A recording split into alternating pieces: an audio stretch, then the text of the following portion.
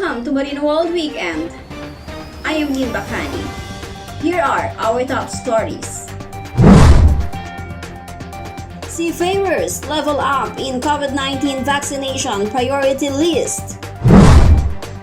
Norwegian Anchor repatriates 1,000 crew in Manila. Panama postpones canal transit fees hike. Synergy and PTC partner for We Team Helpline.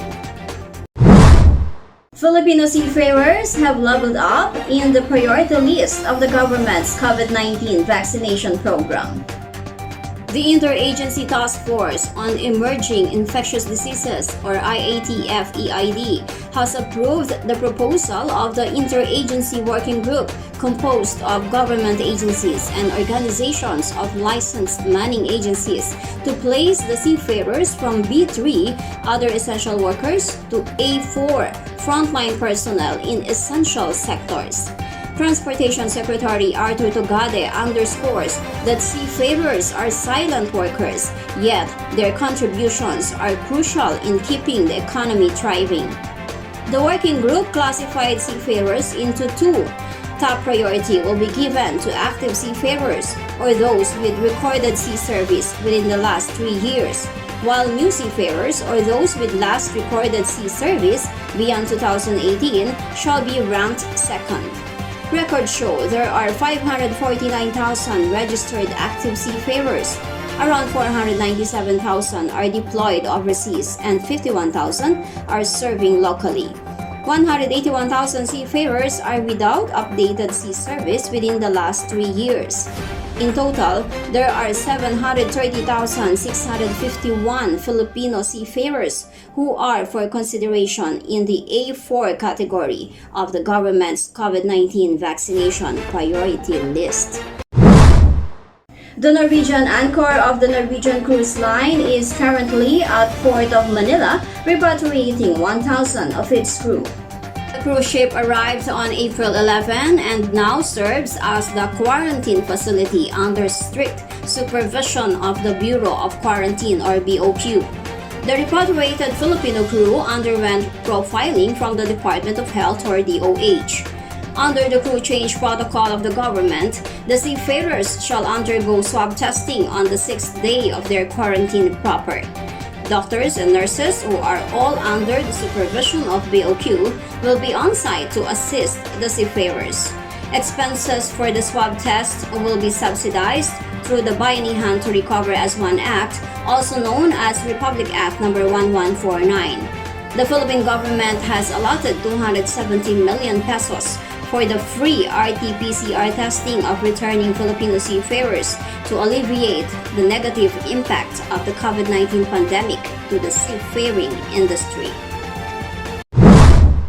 Meanwhile, as it prepares for its return to service beginning July 25, 2021, Norwegian Cruise Line has launched Embark, the series, a docuseries chronicling the brand's highly anticipated comeback. The docuseries feature behind-the-scenes preparations for NCL's safe return to cruising. Here are video excerpts from Embark's first episode. It's been more than a year since Norwegian Cruise Line last set sail, and the entire global cruise industry came to a standstill as a result of the coronavirus pandemic. We've lost $50 billion in market capitalization in less than a year. I can't think of anything that has affected the world during my lifetime like the pandemic. Today, ships are empty, buffets and restaurants are closed. The pandemic's it's here, and it's been tough for everyone. There's no traffic on the racetrack, and the theaters are dark. I could never imagine how it would affect our industry the way it has. All of that, though, is about to change. This is the story about Norwegian Cruise Line's return to service. A series about our great cruise comeback. I love a comeback story.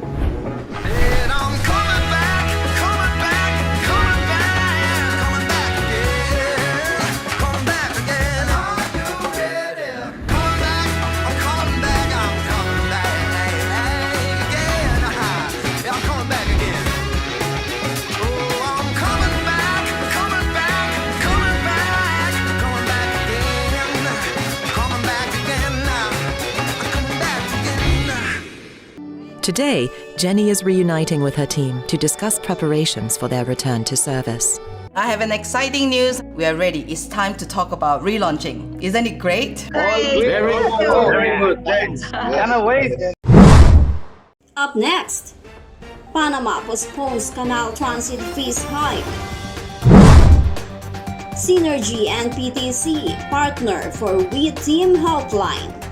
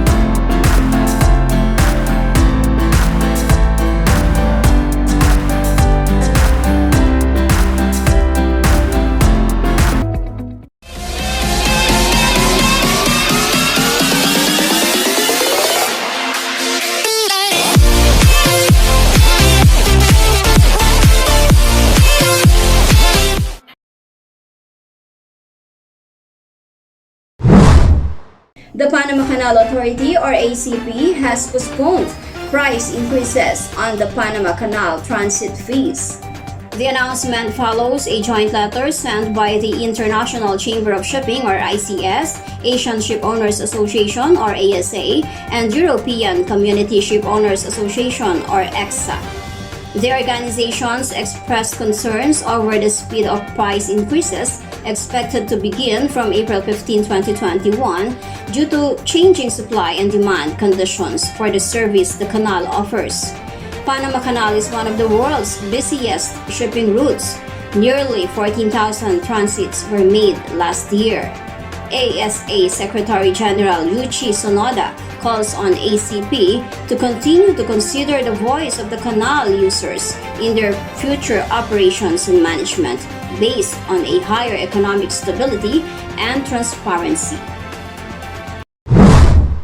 Risks of future pandemics, climate change, and fragility of global markets were discussed at the recent International Chamber of Shipping or ICS Leadership Virtual Seminar. Facilitated by ICS Secretary General Guy Platten, the discussion highlighted the increased risks shipping has to navigate while continuing to face the challenges of COVID-19. And other enhanced threats that come with that could include increased nationalism and more political interference in trade. And geopolitical tension is high up on the list of risks to shipping in a normal year, so could well be enhanced as a result of COVID. So as an industry, we need to try and be part of the solution and work together to find solutions to those threats. But the pandemic should not push back or push to the back of the queue the action to combat climate change in shipping. And our COVID recovery policies should also support further progress towards green solutions and sustainability.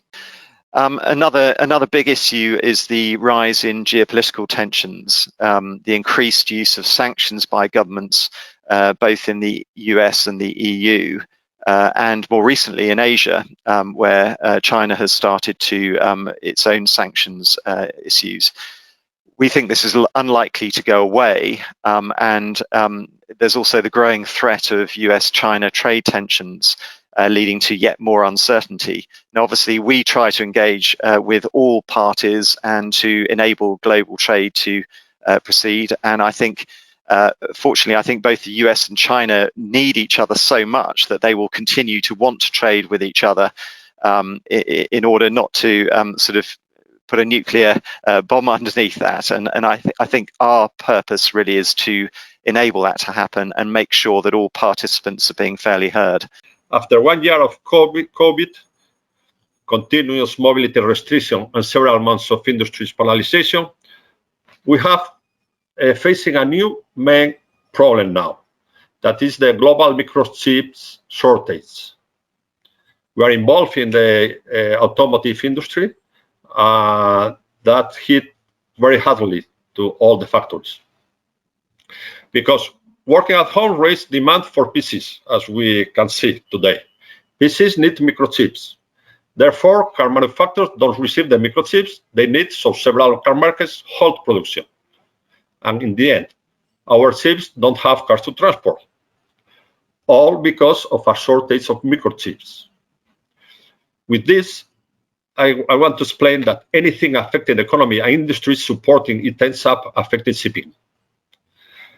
This kind of disruption is not new, but the pandemic has clearly shown how much reliant we are on a few countries, but not only on a few countries, sometimes only in one country.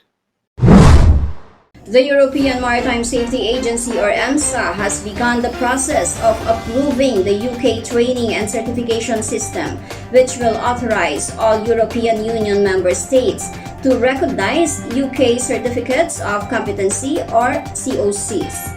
David Appleton, Nautilus Professional and Technical Officer, confirms that the European Commission initially informed them that the recognition could take many years, but the process is now underway. The Brexit deal, agreed on December 24, 2020, did not cover the mutual recognition of COCs that the UK is now a third country for the purposes of EU recognition. Nautilus International has received confirmation that Malta, the Netherlands, Norway, Ireland, Denmark, Germany, Italy, Bulgaria, and Cyprus are still issuing endorsements. Therefore, the vast majority of UK seafarers working in the EU are now covered. The Union is lobbying the remaining member states to also contact the European Commission so that UK certificated seafarers can work under their flags. Keeping seafarers' emotional well-being front and center, Synergy Marine Group, or SMG, and Philippine Transmarine Carriers, or PTC, have partnered to bring the seafarer community together as one under We Team, an emotional well-being and support helpline. We Team is a faith-neutral service that is absolutely confidential, free 24/7, available in over 14 languages, including Tagalog, and open to every seafarer across the globe beyond the PTC and Synergy Group.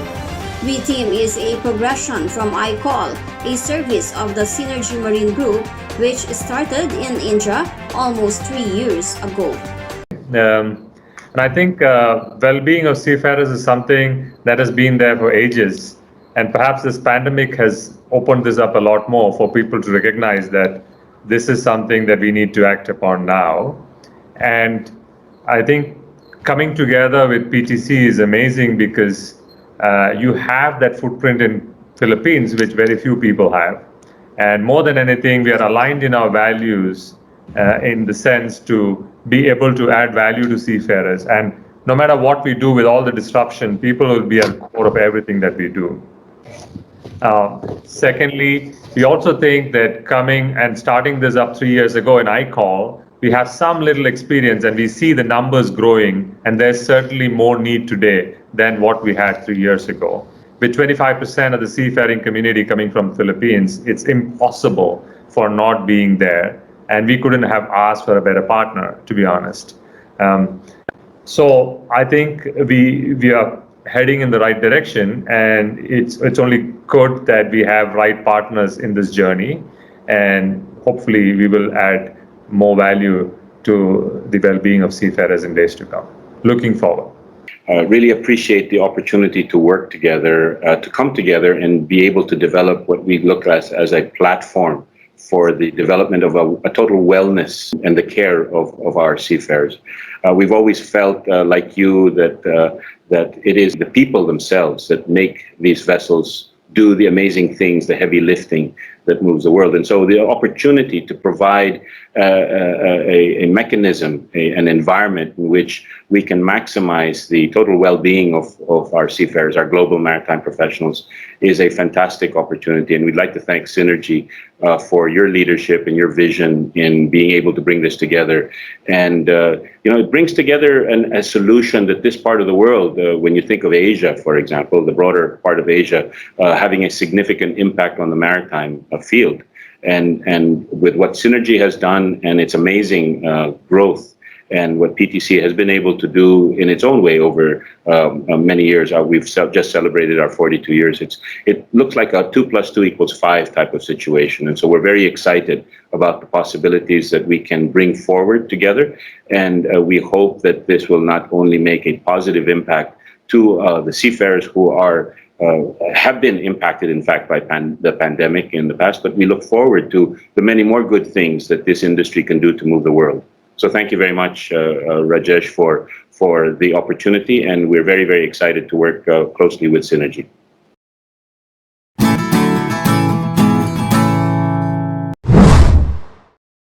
Tonight on Maritime Viewpoints, Professor J. Batong Bakal, Director of UP Institute for Maritime and Law of the Sea, and Captain Manolo Ebora, a seasoned master mariner, will discuss about the dispute in South China Sea and its impact on maritime trade.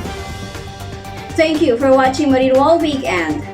Stay tuned on Marino World Online for more maritime news and views. I am Lynn Bacani. Stay safe.